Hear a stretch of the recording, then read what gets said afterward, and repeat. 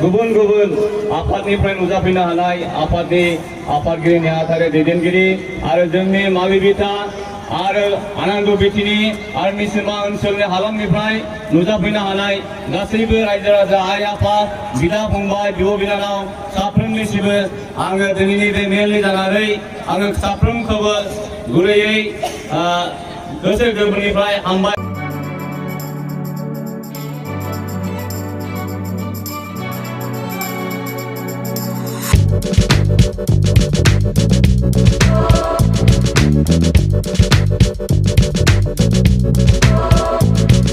सानथौगिरिफोरजों जोङो सावरायबाय थादोंमोन। दा सावरायनायजों लोगोसे जोङो दिनैनि दिनखौ लानो हादों। दा बे दिन हिसाबै जोङो दिनै जोंनि गेजेराव जोङो NDPS नि साफ्रोमबो दैदेनगिरि बा सेक्रेटारि सारमोनखौ जोङो बरायनो थाखाय दिनै दिनखौ जों मोननो हाबाय।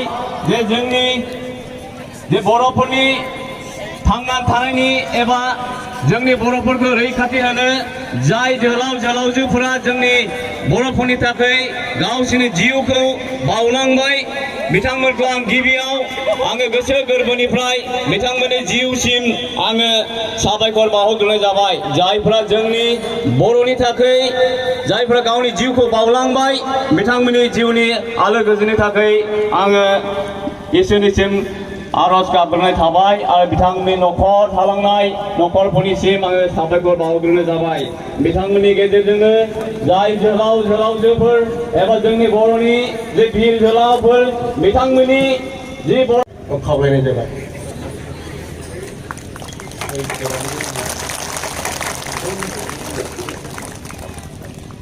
आरो नैथियाव B.R. बेरेंगासा जेनेरेल सेक्रेटारि NDAB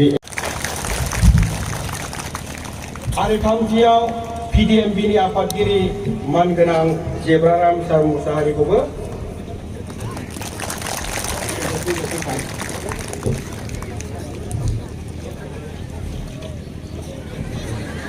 आरो बेनिफ्राय बे PDMB निनो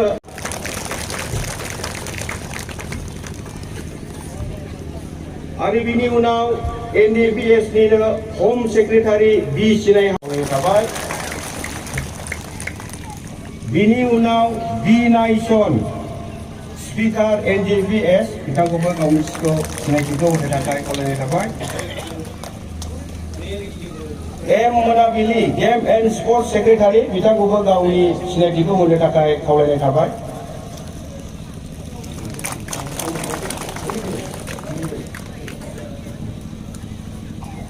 बिनि उनाव बि दैथाय इनभाइरनमेन्ट सेक्रेटारि बिथांखौबो सिनायथि होनो थाखाय खावलायनाय थाबाय। बिनि उनाव आइ बोसोन joint secretary game and sports बिथांखौबो सिनायथि होनो थाखाय खावलायनाय थाबाय।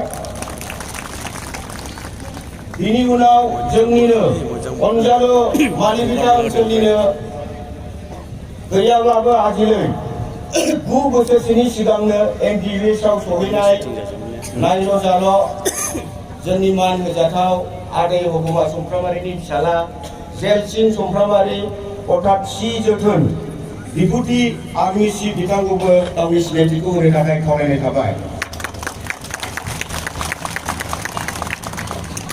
जेलसिं समफ्रामारि आदै हगमानि फिसाला बिनि उनाव M बर'सा अफिसार NDPS आङो बिथांखौबो गावनि सिनायथिखौ होनो थाखाय खावलायनाय थाबाय। बियो कैसिगुरिनि आयं सतीशनि फिसाला मालि बिथानिनो बे सानैया रायजोफोर बे आयं सतीशनि फिसाला बियो। बिनि उनाव बि बाथौ अफिसार BRR अफिस बिथांखौबो आङो खावलायनाय थाबाय सिनायथि होनो। बिनि उनाव बि सान्थौ सार्जेन्ट मेजर बिथांखौबो आङो सिनायथि होनो खावलायनाय थाबाय।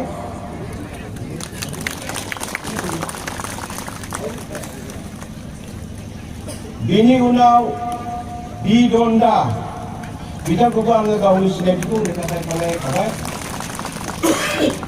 बिनि उनाव N दावगां कर्परेल बिथांखौबो आङो सिनायथि होनो थाखाय खावलायनाय थाबाय। बिनि उनाव बि गोसोखां बिथांखौबो आङो गावनि सिनायथिखौ होनो थाखाय खावलायनाय जाबाय।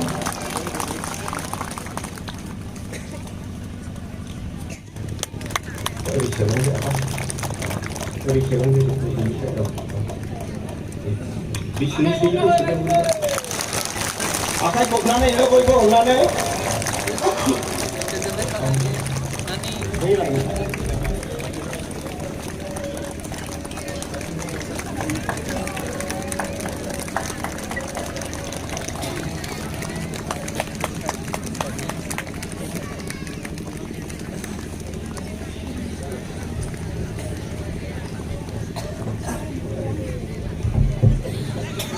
दा जोंनि टिचार स्टाफनि आर'नाइ सोनाय हाबाफारिया जोब्बाय। आरोबाव बे समाव अल मालिबिटा गावबुरा एसोसिएसननिफ्राय आङो खावलायहरनाय थाबाय। अल मालिबिटा गावबुरा एसोसिएसन जोंनि मानगोनां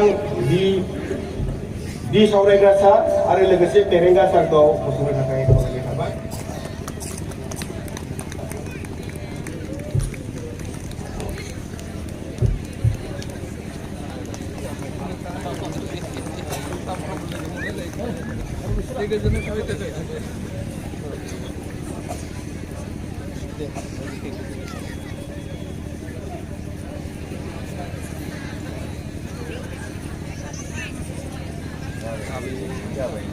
दानिया फैगोन जोंनिनो आनन्द बिटिनि प्राइमारि बिपिएफनिफ्राय सारमोनखौ बरायनो थाखाय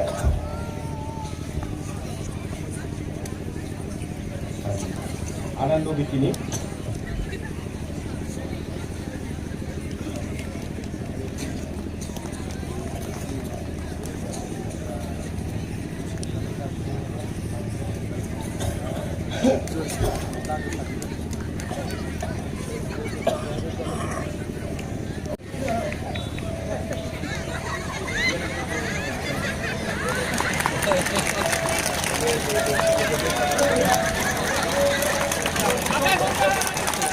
आखाइ खबनानै हो बयबो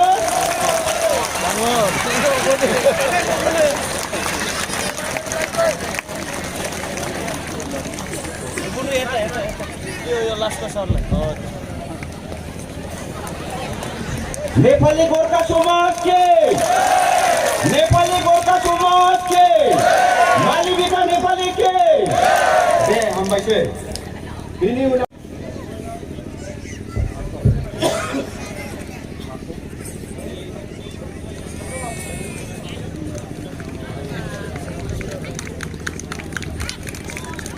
आखाइ खबनानै हो रायजोफोर।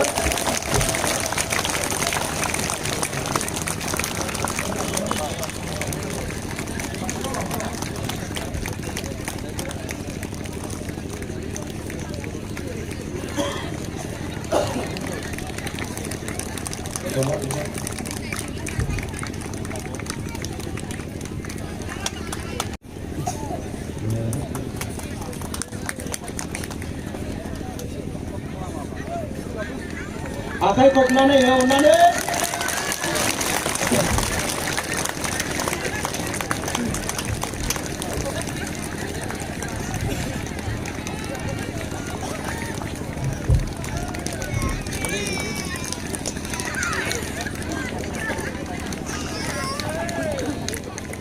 दानिया बिनि उनाव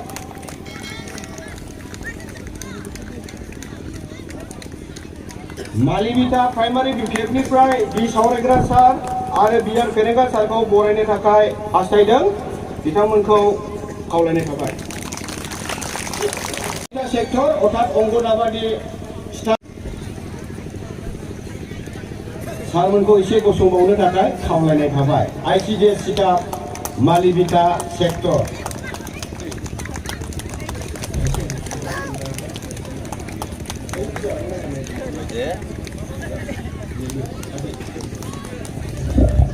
रायजोफ्रा आखाइ खबनो मेंखोना माखो अननानै खबना हो। सिरि थाब्ला गाज्रि। आरोबाव जोंनि राजौआ जिथुनाखि आलासि बरायनाय आङो बेखौ बेखिनियाव दोनथ'नो सानबाय। गिबियाव आङो जोंनि बे मालिबिटा ओनसोलनि गोबां बे एनडिएफबिनि मुभमेन्टआव खस्थ' खालामबोनाय पुलिस आर्मिजों बुथेर जाबोनाय एसे जेल जाबोनांनाय मानगोनां बुद्धिजिबि आमाय रन्जन नार्जारि बिथांखौ बरायनो थाखाय आङो खावलायनाय थाबाय।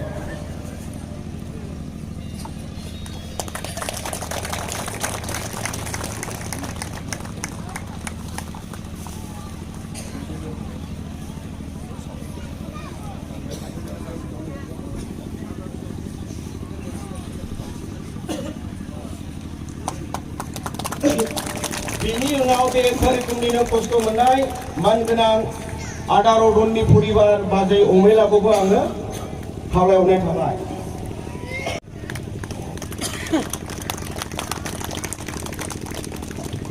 आरो बिनि उनाव जोंनिनो लालाय सनापुर गामिनि बे एखे अबस्थायावनो न' दानसि जानाय गोबां गय सुपारि सावलांजानाय मोनसे न'खर दङ आबौ बिजेन बिथाङा रुंसारि जानानै थांबाय आरो बिनि बिहि बेबो रुंसारि जानानै थांबाय। दा आङो बिथांनिनो बिसाज्ला आदै सुजन इस्लारि बिथांखौ जोंनि एनडिपिएसनि आफादगिरि बि सावराय सारखौ बरायनो थाखाय खावलायनाय जाबाय।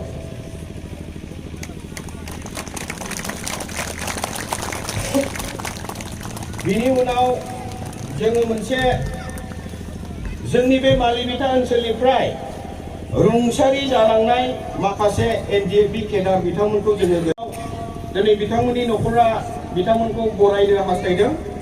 गिबियाव जोंनि बे मालिबिथा ओनसोलनिनो जायखौ जोङो अमा राजा होननानै बुङोब्ला बयबो मिथियोमोन। बे समाव आङो बे अमा राजानि वाइफ एबा बाजै आङो जोंनि बि सावरायग्रा सारखौ बरायबोनो थाखाय खावलायनाय थाबाय।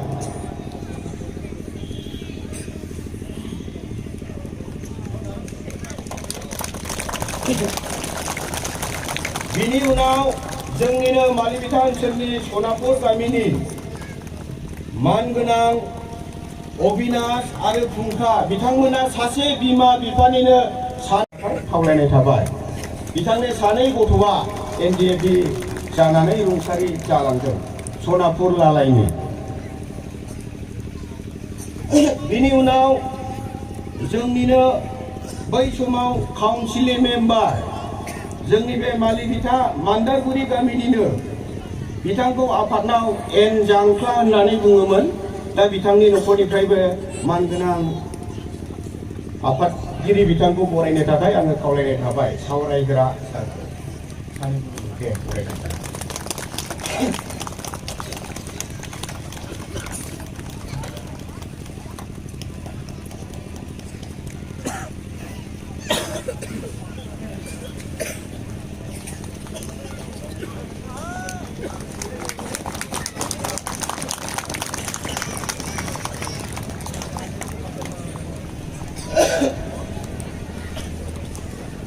हामबायनाय थाबाय।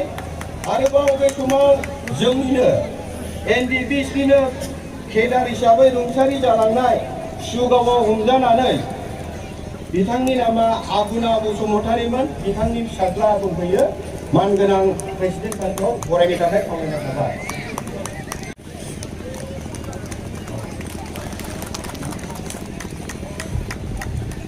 बिनि उनाव आरोबाव जोङो जोबथानायाव एम जारिमिन जाय बिथाङा आंनिनो बिदा जायोमोन बियो बिदाया दा मालिबिथाव दंफैयो। बिथाङा रुंसारि जालांबाय बै माख्रा गटनाव। दा बिथांनि बिदा नरेश्वर मोसाहारिखौ आफादगिरि बिथांखौ बरायनो थाखाय आङो खावलायनाय थाबाय।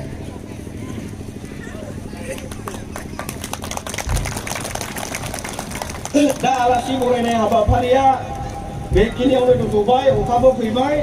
माखासे खोथा बुंनांगौ दङमोन जोंनियाव गोबां जाहोन जाथाय जालांनायफोर। आलासि बरायनाय हाबाफारिजों आङो बेखिनिखौल' जोंनि मानगोनां दैदेनगिरि बिथांमोननियाव आङो खावलायनो सानदों जे जिथुनाखि जोंनियाव माखासे एनडिएफबि हिसाबै गोबां खस्थ' मोनबोनायलाय रायजो राजा हिसाबै दा बेखिनियाव